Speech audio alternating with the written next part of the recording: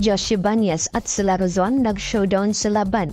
Ateneo muling pinadapa ang Uste sa loob ng exciting sets kung saan ay nagpalakasan nga si Ibanez at Sila Razon sa labanan. Sila nga dalawa ang naging scoring machine ng team at naging malaking dahilan kung bakit tumawgal ang laban. Pinatikim nga muli ng Ateneo ng talo ang UST gaya ng ginawa nito sa unang round of elimination. Ibanez from UST at Sila Razon from Ateneo, 30 more points binuhat ang kanilang kupunan. Ibanez di kinaya ang Ateneo. Sila Razon sinabayan si Ibanez at tinumba pa ang Uste. Batas at Sila Razon best duo ng Ateneo. At NU tuloy pa rin sa panalo. UP winless pa rin this season.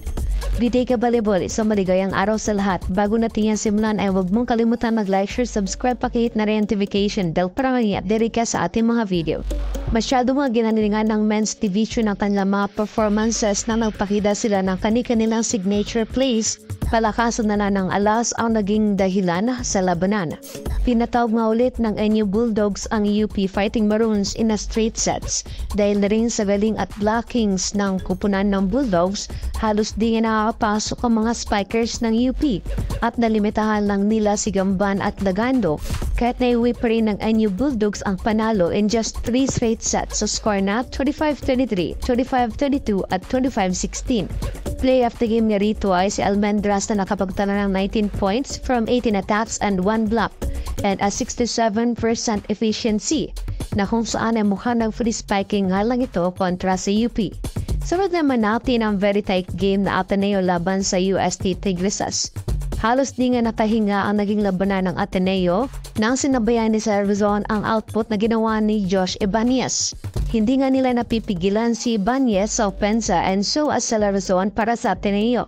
Kaya't palitan ng momentum ang naging labanan, subalit mas lamamang lang Ateneo sa opensa dahil maliban kay Sila Razon ay uminit rin si Batas na naging kasangga ni Sila Razon sa opensa ng kupunan at pinatumba ang Uste in a 5 thrilling sets sa score na 23-25, 26-24, 25-23, 26-28 at 59. Player of the game nga rito ay si Gian Sila Razon with 32 points and 29 attacks, 2 blocks and 1 ace.